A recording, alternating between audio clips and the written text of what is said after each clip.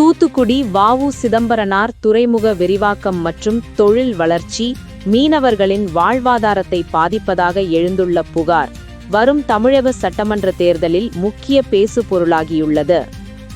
கடல்வள சிதைவு, அனல் மின்நிலைய கழிவுகள் மற்றும் ஸ்டெர்லைட் ஆலை பாதிப்புகள் குறித்து மீனவர்கள் கவலை தெரிவிக்கும் நிலையில், தொழில்துறையினரோ பொருளாதார வளர்ச்சிக்கு துறைமுக விரிவாக்கம் அவசியம் என்கின்றனர். இதற்கிடையே அரசு வேலைவாய்ப்பு மற்றும் தனியார் மயமாக்கல் எதிர்ப்பு கோரிக்கைகளும் வலுத்துள்ளன. வளர்ச்சிக்கும் சுற்றுச்சூழலுக்கும் இடையிலான இந்த போராட்டம் ஏப்ரல் 23 வாக்குப்பதிவில் எதிரொலிக்கும் என எதிர்பார்க்கப்படுகிறது. தூத்துக்குடி வ.உ.சி துறைமுகம் இங்கே இருக்குது. இந்த வ.உ.சி துறைமுகம் இயற்கையான துறைமுகம்னா அது இயற்கையான துறைமுகம் இல்லை, அது செயற்கையான துறைமுகம். இந்த துறைமுகம் விரிவாக்கத்தினால எங்க இயற்கையா இருந்த எங்க முயல் தீவு, இன்னைக்கு அது பக்கத்திலே இருக்கிற முயல் தீவு முற்று முழுதா அழிந்துட்டு குறுக்கிட்டு வருது. இன்னைக்கு கடற்கரையோரம் இன்னைக்கு அந்த முயல் தீவை ஒட்டி தாமிரபரணி நதி நீர் கடல்ல இணையிற பகுதி இருக்கு. அந்த பகுதி முழுக்க மேங்க்ரூவ் காடுகள். இன்னைக்கு அந்த இடங்கள்லயும் இயற்கை முரணான இயற்கை சரிவந்த இடத்துல நடந்திருக்கு. அதுல இருந்த வாழ்ந்த ஆள்களா இருக்கட்டும், இல்ல கிராப் நண்டுகளா இருக்கட்டும், இது முற்று முழுதா அழிஞ்சிட்டு. அரசுடைய கட்டுப்பாட்டை மீறி அதிகமான கழிவுகளை இந்த கடலில் கலப்பதால் கடல் நஞ்சாகிறது. அதை சாப்பிடுகிற உணவும் நஞ்சாகிறது. அதை உண்கின்ற மனிதர்களும் நஞ்சாக கேன்சர் போன்ற பல நோய்களால் பாதிக்கப்படுகிறார்கள். ஒரு 10-20 வருஷத்துக்கு முன்னால இருந்த தொழில் இப்ப இங்க கிடையாது. இந்த தொழிற்சாலை இருக்க போய் இந்த அனல் மின்சாரத்திலிருந்து ரொம்ப கழிவுகள் விட்டு எரிச்சாம்பல் கடல்ல பூரா கலந்து ரொம்ப மோசமா போச்சு தொழில். ஒரு 20-25 வருஷத்துக்கு முன்னால உள்ள தொழில் இப்ப கிடையாது, ரொம்ப பாதிக்கு.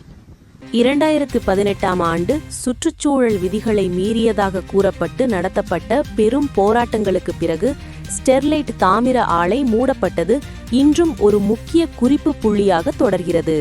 இந்த போராட்டத்தில் பொதுமக்கள் பெருமளவில் பங்கேற்ற நிலையில் காவல்துறையினர் நடத்திய துப்பாக்கிச் சூட்டில் 13 பேர் உயிரிழந்தது நாடு தழுவிய கவனத்தை ஈர்த்ததுடன், கட்டுப்பாடற்ற தொழிற்சாலை நடவடிக்கைகளால் ஏற்படும் அபாயங்களை நினைவூட்டும் ஒரு நிகழ்வாக இதனை அப்பகுதி மக்கள் இன்றும் சுட்டிக்காட்டுகின்றனர்.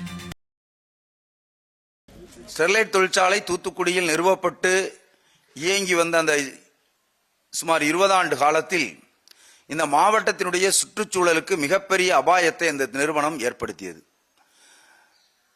நீர்வளம், நிலவளம் எல்லாம் மாசுபடக்கூடிய ஒரு நிலை ஏற்பட்டதனால் அந்த நிறுவனத்துக்கு எதிராக மிகப்பெரிய மக்கள் போராட்டம் வெடித்து அது ஒரு மிகப்பெரிய துயரத்தில் முடிந்தது. ஸ்டெர்லைட் ஆலை இல்லை என்றால் தூத்துக்குடியினுடைய தொழில் வாய்ப்புகளும் வேலை வாய்ப்பும் இல்லை என்பது வெறும் மாயை.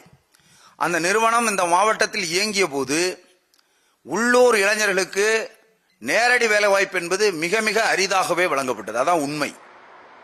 இருப்பினும் துறைமுக அடிப்படையிலான வளர்ச்சியே இப்பகுதியின் பொருளாதார எதிர்காலத்திற்கு அத்தியாவசியமானது என்று தொழில்துறை பிரதிநிதிகள் வாதிடுகின்றனர். அவர்கள் புதிய முதலீடுகள் மற்றும் முன்மொழியப்பட்ட வெளித்துறைமுக திட்டம் உள்ளிட்ட வரவிருக்கும் திட்டங்களை வளர்ச்சியின் முக்கிய உந்து சக்திகளாக சுட்டிக்காட்டுகின்றனர். Tuticorin port is having a lot of potential for the cargo volumes, and moment we say cargo volumes, the advantage that we shipping companies will have is we will have a lot of capital goods. The machineries will be coming as imports, then the raw materials will be coming as imports, then the finished goods will be exported, and then there will be a lot of coastal trade. And with so many geopolitical situation coming, and then the industry expanding in a rapid phase, we would definitely need the outer harbor container terminal. And if that comes, I think though there may be many other things, I think this is the paramount important project that we would expect the government to make sure that it happens. வ.உ. Chidambaranar துறைமுகத்தில் பணியாற்றும் உள்ளூர் தொழிலாளர்கள் தொழில் வளர்ச்சி என்பது முக்கியமானது என்றாலும் அது பாதுகாப்பு வழிமுறைகளின்றி அமையக்கூடாது என்று கூறுகின்றனர். அதிகரித்து வரும் கார்ப்பரேட் மயமாக்கல் மற்றும் துறைமுக தனியார் மயமாக்கப்படுவதற்கான சாத்தியக்கூறுகள் குறித்து கவலை தெரிவித்துள்ள அவர்கள், துறைமுகம் தொடர்ந்து அரசின் கட்டுப்பாட்டிலேயே இருக்க வேண்டும் என்றும் அதிக வேலைவாய்ப்புகளை உருவாக்க வேண்டும் என்றும் கோரிக்கை விடுத்துள்ளனர்.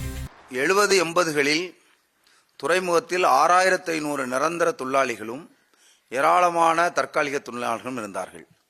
இப்போது அந்த எண்ணிக்கை கொஞ்சம் கொஞ்சமாக குறைந்து வெறும் 300 சுற்றி அதிகாரிகளும் ஊழியர்களும் என ஒட்டுமொத்தமாக சுமார் 300 தொழிலாளர்கள் என்ற எண்ணிக்கைக்கு சுருங்கி இருக்கிறது. எல்லா இடங்களிலும் கான்ட்ராக்ட். அடுத்து எல்லா விரிவாக்க திட்டங்களும் தனியார் திட்டங்களாகவே அறிவிக்கப்பட்டு பல பன்னாட்டு நிறுவனங்கள் இப்போது இங்கே இயங்கிக் கொண்டிருக்கின்றன. எங்கள் எதிர்பார்ப்பு என்பது துறைமுகம் அரசு துறையில் தொடர்ந்து நீடிக்க வேண்டும், ஏராளமான நிரந்தர வேலைவாய்ப்பை உருவாக்க வேண்டும் என்பது எங்கள் எதிர்பார்ப்பு. ஆனால் அந்த எதிர்பார்ப்பு பூர்த்தியடையவில்லை என்று நாங்கள் கருதுகிறோம்.